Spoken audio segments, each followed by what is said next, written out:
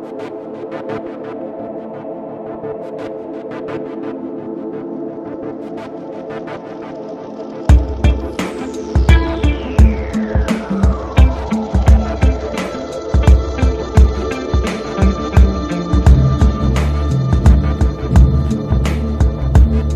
guys, welcome back to the channel. Today is Friday, 19th of August 2016. Now I just want to start off with a slight tweak I'm making to the channel, and that will be regarding comments. Now, due to my previous video with the chemtrails across the UK, it appears that this channel has picked up quite a few trolls, and one in particular.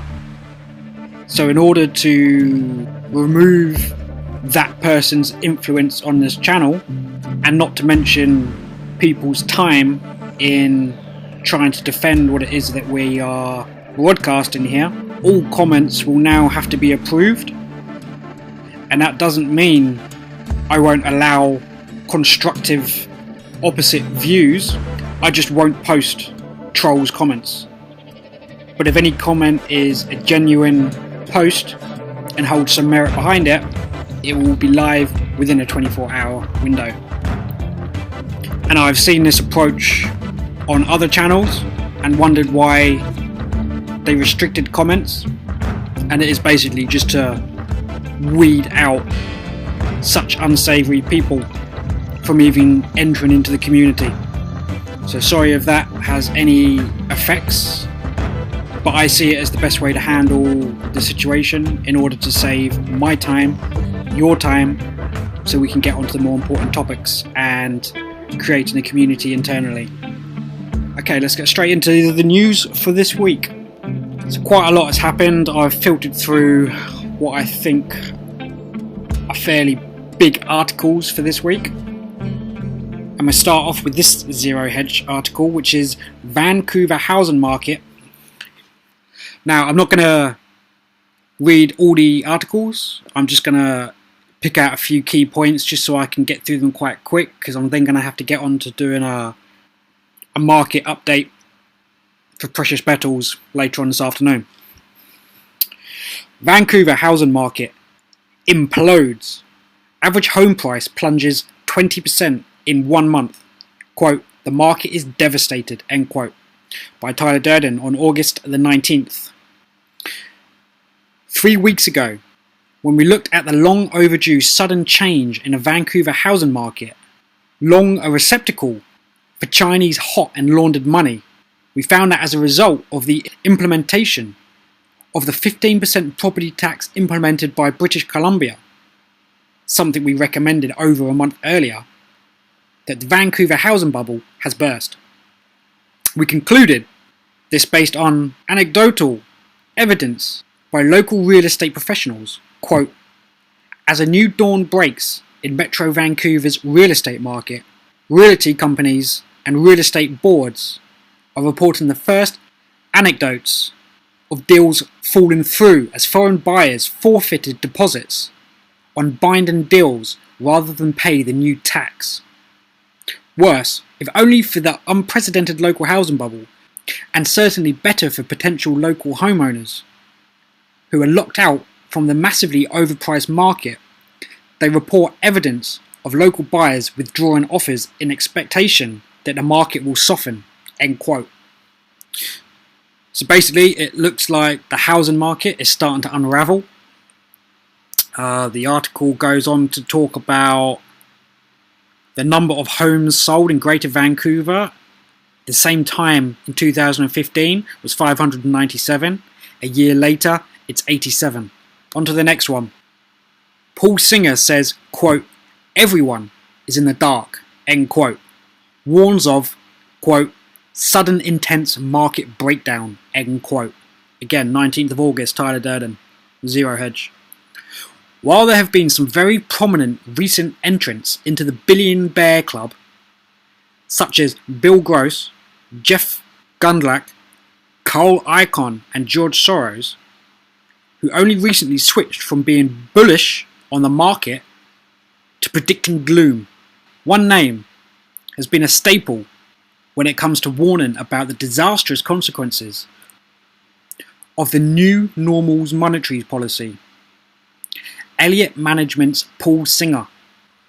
And sure enough, in his latest letter, he does not disappoint, dispensing with his usual dose of what Kate Kelly calls, quote, bleakness, end quote, warning that the bond market is, quote, broken, end quote. And when the unprecedented central bank actions of recent years can no longer prevent a market decline, which, considering that both the Bank of Japan and ECB are running out of monetizable bonds, maybe sooner than many expected, quote, the subsequent loss of confidence could be severe, end quote. As Singer admits in Elliott's Q2 letter to investors, what the fund, up 6% year to date, is seeing is, quote, the most peculiar period we have faced in 39 years, end quote. The details are familiar to those who have read Singer's previous laments, most recently here, on central planning, too much central bank power, too much monetary debasement, inevitable inflation, and, quote, when it happens, it could be swift and impossible to tamp down, end quote. Not surprisingly, Singer touches on a very popular topic in a world of nearly $14 trillion in negative yielding bonds, namely the scramble for safety. He means gold and silver, guys. And surprised by the, quote, continued stampede, end quote, to buy such bonds. He says that today's environment marks, quote, the biggest bond bubble in world history, end quote, leading him to declare that, quote, the global bond market is broken, end quote.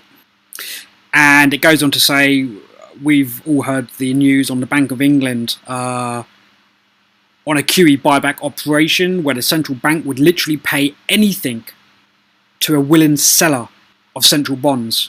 And they were putting heaps amount of money into the market to buy these bonds, and they were still coming back with money to spend because they just couldn't acquire enough bonds. And all the bonds do is give you a very small percentage of growth, which keeps them in a positive return.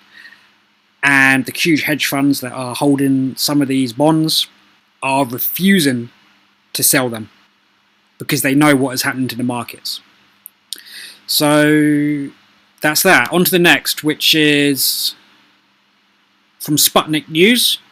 Cole Icahn warns of impending economic gloom amid disinvestment. And this is posted on the 18th of August. US billionaire investor and prominent Trump supporter Cole Icahn criticised the Federal Reserve monetary policy, suggesting the current economic slowdown stems from the lack of capital in the non-financial sector being less lucrative than Wall Street. Christian Ruse, Cole Icahn, a billionaire business tycoon and investor with broad interests across the tech, real estate, financial, casino, biotech and entertainment industries, said in a recent Bloomberg Markets interview that US stock market is severely overpriced due to the dysfunctional monetary policies practiced by the Federal Reserve. Subsequently, his best suggested investment strategy is minimizing market exposure ahead of the looming shifts in policy and economic structure, or a massive financial meltdown. Cole Icahn, whose net worth is estimated at $17 billion, is primarily active in diversified investments across multiple sectors of the economy through his company, Icahn Enterprises. He also serves as chairman for Federal Mogul, a development and manufacturing company operating nationwide. An avid supporter of Donald Trump's bid for presidency this year, Icahn was previously cited as expressing grave concerns over the state of the US economy. And it isn't just the US economy, it's the global economy. And here's a nice photo of him, Cole Icahn, with Trump. Quite a few years ago, I guess, from that photo. So moving on to the next. This is from the BBC. 17th of August, Wednesday. Bureau de Change offering 99 for £1. For the first time in at least 3 years, British holidaymakers have found that a pound buys less than €1 at some Bureau de Change. So this is real quick. The pound is now at a 1-to-1 ratio with the euro. Again, BBC, 12th of August. Royal Mint sees surge in demand for gold bars and coins. It seems the quest for gold is not currently limited to the venues of Rio de Janeiro. The Royal Mint has said that it saw a surge in demand for the precious metal following the Bank of England's cut in base rates to 0.25% on 4th of August. During that week, the Mint saw a 25% increase in transactions on its bullion website. It also experienced a 50% increase in sales of gold, bars and coins compared with the previous week. Do I need to say anything more on that? Not really. House price inflation accelerates to 8.7% in June. So from Vancouver, it's already crashed. It's 20% because that is its peak market. Everything's now on a downturn. The UK is slightly lagging, but it will be hitting here hard soon. And this 8.7% is just an average. Now, the story actually goes on to say in London and Aberdeen, being Scotland, the highest fall so far is 6.8% in Aberdeen. And in Chelsea and Kensington, which are extremely expensive areas of London, West End, they're falling 6.2%. Whereas the average for the UK is still up 8.5%. And as we know, all the top-end high-tier properties are the first ones to be affected by a housing pinch or crash. And it doesn't take long before that ripple effect spreads out to the rest of the market. So the UK housing market is just in a bubble at the moment and has been for quite some time.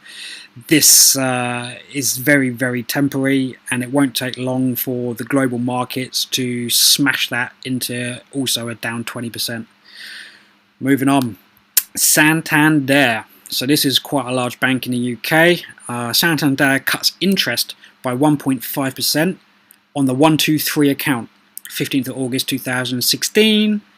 Millions of customers with Santander Bank accounts are to receive a cut of 1.5% in the credit interest they are currently paid. Now, obviously, there's quite a few banks and things around the Eurozone which are now actually in negative.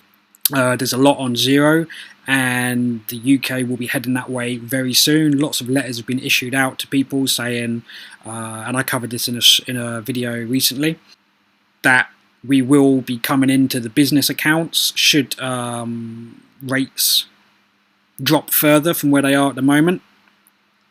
We will be taking your money.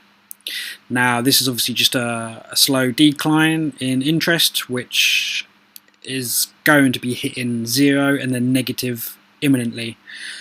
Since March 2012, those with up to £20,000 in their 123 accounts have earned 3% interest in savings over the year. However, from the 1st of November 2016, they will now receive just 1.5% interest. And one of the other things that Santander offer in the UK is one of these things which are linked to home mortgages. As in, say you've got a £50,000 mortgage on your house, you can put £50,000 into your bank account and the interest will offset many forms of mortgage. So you can literally have access to your liquidity, but the banks can also use it, and you can get away with not having to repay anything. Now, obviously, come November, you're going to either have to have even more money in to cover those types of deals, or you're just going to have to pay down a mortgage, and if you have that form of money in there. Earlier this month, the Bank of England cut base rates by 0.25%. Competitors are also expected to follow suit. So that's about that one covered. Now, just wanted to highlight this article, which is Internet Spying Powers Backed by Review. Britain's spies should be allowed to continue harvesting large amounts of data from emails, the government's reviewer of terror legislation said. David Anderson has published a review of so-called back bulk interception powers. He found there was no viable alternative to the use of the powers by GCHQ, MI5 and MI6 in the fight against terror. He also backed the hacking of foreign computers, quote, in principle, end quote, with some reservations. But he said the operational case for this kind of surveillance, known as, quote, bulk equipment interference, end quote, was, quote, not yet proven, end quote. Serious threats.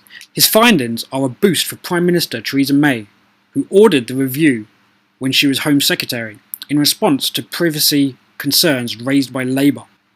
Many of the practices investigated by Mr. Anderson. As you can see, we've had our eye on you for some time now, Mr. Anderson. Oh, Mr. Anderson. Mr. Anderson. Mr. Anderson. Mr. Anderson. Mr. Anderson. Mr. Anderson. Mr. Anderson. Mr. Anderson. Mr. Anderson. Mr. Anderson. Mr. Anderson. Who was given access to details of operations by British spies in Afghanistan and other foreign territories, had been secret until recently. They will be put on a firm legal footing by government's investigatory powers bill, dubbed, quote, the Snoopers Charter, end quote, by critics, which is due to return to Parliament later this year.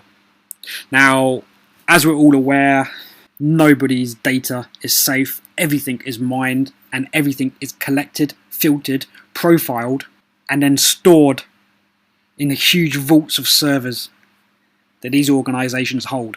Not to mention that the UK has the highest amount of CCTV cameras on the globe. But what I did find quite interesting with this story, Mr. Anderson, which, if you just link the words internet, Mr. Anderson, brings you straight to the Matrix. Intentional or not, I don't know. But they keep linking this terror push. There's not a damn thing to be worried about. These governmental people are the terrorist threats. They control and fund all the terrorist organisations out there through black budgets and even direct drop-in of military equipment. And that's been proven time and time again on many channels. Moving on to RT. This is quite an interesting article published today on 19th August. Bolivia Military Academy to fight US imperial oppression at home and globally.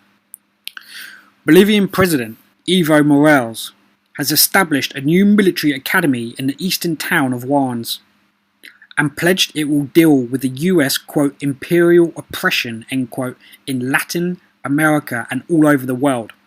Quote, while the empires, as Morales refers to the US, military schools teach how to dominate the world, this school will help us to learn to free ourselves from imperial oppression. Will be a school for the defense of the people and not the empire, end quote, Morales said at an opening. The school will start working with 100 students and will be accessible to officers from other Latin American countries. The new academy's, quote, anti-imperialism, end quote, degree will be essential in order to be promoted to the rank of captain in the Bolivian army. The local newspaper, Pagina Sati, has reported.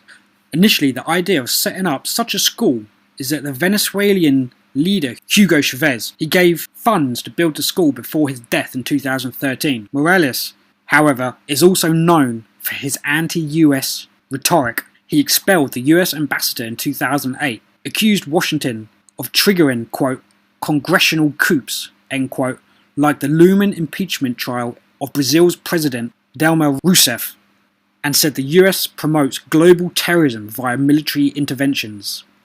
So it looks like Bolivia is forming a new education centre to counter the US military oppression, which can't be a bad thing.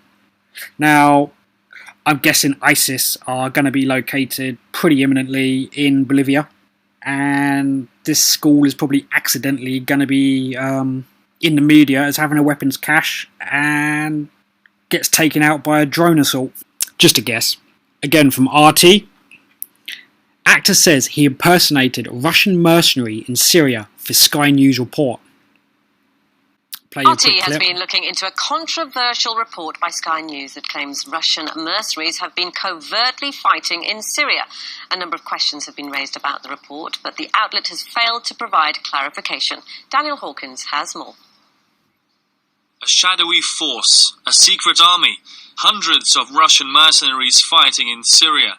This was the state-sponsored plot uncovered by a Sky News report, supposedly using first-hand accounts from witnesses who had travelled to the country. Their identities, according to Sky, were protected for safety. These men are the first to speak out about Wagner. But are they really? Soon after its release, NTV, a Russian news channel, aired its own report. They say they'd found an actor from Moscow who claimed he was given a script and told to read from it, to play a mercenary, even taking reporters to the place where the interview was allegedly filmed. We decided to dig deeper into the whole story. First, we contacted Sky ourselves to ask if they'd really used actors in their piece on Russian mercenaries, but we received no reply specifically commenting on the allegation. I even asked for clarification on social media, both from Sky and correspondent John Sparks, and received no answer. We then got in touch with the star of the NTV report, Alexander Agapov, to check his side of the story. They said, "We have this information. You simply need to prepare yourself based on this information and make out that you were in the military in Syria, in the service of a private company." So there you go. Not only are they doing the crisis actors, they also have actors impersonating military mercenaries. And here's the last one from RT. And this follows on from another of my previous videos regarding the university debt. And if you haven't watched that, please do go back, because it hasn't had a lot of views, but it is truly very eye-opening in what might be happening to these so-called grads that leave uni and have huge amounts of debt and very limited likelihood of finding employment. And this goes on to talk about the situation. 17th of August, edited on the 18th. Homeward bound, 50% of grads who paid 9,000 a year tuition fees are living with their parents, reports say. Students often dream of a nice house and a fancy car after graduating from university, but a new report has revealed almost half of the first cohort who paid 9,000 a year tuition fees are living back at home with their parents. And on a side note, tuition fees are expected to be going up. The National Union of Students report highlighted the post-university situation of the first graduates to have paid £9,000, which is $11,700 per year in US dollars, in tuition fees after costs were hiked in 2012. The report findings revealed that 47% of students were living with their parents 7 months after graduating. But the bad news didn't end there. 7 out of 10 students surveyed said they were concerned about the student debt they had accumulated, and half thought their degree wasn't worth the fees. More than 3/4 of graduates said they were concerned the government might change the terms on their student loans to make them pay back more. And I'm going to stop it there, because guys, if you really want to find out more about that, go back to my university video released just a couple of days ago, and you will see exactly what I mean about the changing of terms. Alright, going over to Sputnik News.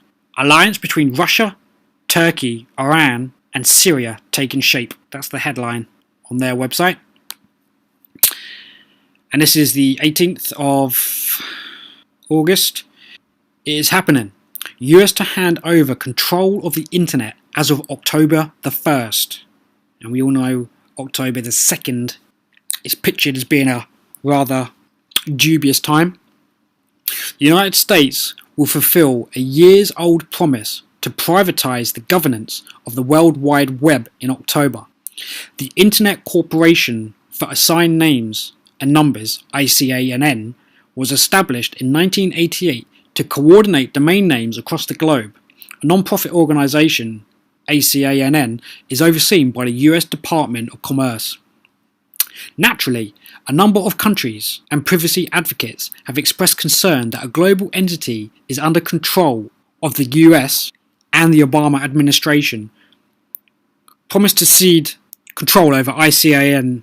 Until recently, Washington had failed to make good on this promise, but on Tuesday, Assistant Secretary Lawrence Strickland confirmed that the process will be finalized in roughly 2 months. again in time for the US elections. So basically this appears to possibly be the full-on censorship of the internet. Not sure how likely that is going to be enforced, but I guess we will find out imminently. There's definitely going to be a huge fight for the freedom of the internet, that's for sure. Chinese president to deliver key speech at G20 summit. This is on Friday, today, 19th. Beijing, ready to offer its ideas on global economy, puts green financing on agenda. When hosting the forthcoming 11th G20 Leaders Summit, China will offer the country's ideas on how to tackle the world's lingering economic problems and rising protectionism, experts say. Chinese president will deliver the keynote speech at the opening ceremony at the summit, which will be held on September the 4th and 5th in Hangzhou, Zhejiang province. Probably totally trashed that name, but anyway, I tried. Foreign Minister spokesman Liu Kang confirmed on Monday. Since the last summit, held in November in Turkey, new uncertainties about the world economy has emerged, including Britain's decision to exit the European Union. And regarding the British exit, we've now obviously got quite a few other stories coming out. I haven't actually covered one, but France are looking at seriously getting a referendum vote happening, along with a few other European nations. So this story about the Brexit being the issue, with a meltdown in the finance of the global economy, as we all know, is total bollocks. But what I'm curious to find out in September is whether he talks about the new backing of the yuan, and obviously a month after this G20 summit, it goes into the SDR basket of the IMF. Now obviously you're aware the Bank of China came out with the world currency depicted as a gold coin, a gold ship, kind of with a city skyline, kind of imposing that gold will resemble something. Now we're pretty sure that gold is going to be the backing, and as per Jim Willey's released information regarding China are still in talks about negotiating the actual revaluation of gold, and they're anticipating it's going to be somewhere in the region of $5,000 per ounce. Moving on. Now it's been a little while since we've heard anything on this MH17 crash. So here's a fresh article. MH17 crash probe, initial results to be unveiled September the 28th. A preliminary investigation report into the downing of Malaysian Airlines flight MH17 over eastern Ukraine will be released on September the 28th, the Dutch Public Prosecution Service, OM, said Friday. So let's see what happens on the 28th regarding this flight. And I believe they were claiming it to be some sort of rocket that took it out, shot from a border. But either way, I bet it's going to be linked back to US ties or US money. Just a hunch. And one of the last stories, Russia to enter $300 billion Indian civilian aircraft market in a big way. Russia is set to launch a production unit for the aircraft parts and equipment in India under the, quote, Make in India program. Now obviously this is going to increase a huge amount of jobs, which is great. And I want them to introduce 100 new superjets, with 50 of those to be built in the next 3 to 5 years. So this involves the company called Tata Advanced Systems. Now, those of you in the UK will have heard of Tata, which actually have this steel plant. I think it's in Wales, somewhere like that. Anyway, they've had huge financial issues and they're shutting down the Tata steel plant, and they're trying to find a buyer and all that sort of stuff. And that I did cover a few articles on that at the beginning of this channel that I've made. And Tata Steel, or Tata Steel Corporation or Group or whatever, yes, Tata Steel Group is one of the largest in the world. And Tata Advanced Systems is another branch of Tata, an Indian company. So as you can see, Tata Steel here, the logo is exactly the same. So Russia are basically creating huge ally and networks throughout the Eastern nations, doing deals with Iran, China, India. These are massive continents which are going to be a severely strong force that I believe will do anything to maintain their business structure, and ultimately will be the reason why the US dollar fails, and ultimately the US military will fail in these areas. These nations and countries have had enough of the petrodollar and all the bullshit that goes along with it. And that is why there's going to be a new gold-backed yuan and ruble and rupee. And that will probably be happening at the end of this year. So guys, that is the update for this week. And I'll get around to doing our gold and silver update at the close of play today. Thanks a lot for watching. Please do like this, because there's been a bombardment of trolls who have actually singled out this channel. So if you want to support this channel, stick a thumb up, and I'll see you on the next one. Thanks for watching.